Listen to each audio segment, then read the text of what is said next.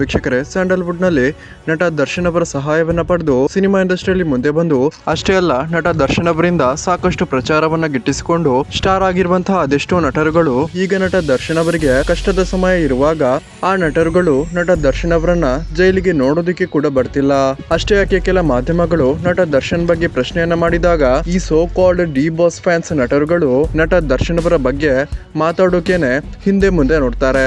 ಅಂತವರ ನಡುವೆ ಇದೀಗ ವೀಕ್ಷಕರೇ, ನಟ ದರ್ಶನ್ ಅವರ ಅಪ್ಪಟ ಅಭಿಮಾನಿಯಾಗಿರುವಂತಹ ನಟಿ ರಚಿತಾ ರಾಮ್ ಅವರು ಸದ್ಯದಲ್ಲೇ ನಟ ದರ್ಶನ್ ಅವರನ್ನ ಜೈಲಿನಲ್ಲಿ ನೋಡೋದಕ್ಕೆ ಅರ್ಜಿಯನ್ನ ಹಾಕಿದ್ದಾರೆ ಅಂತ ಹೇಳಲಾಗ್ತಿದೆ.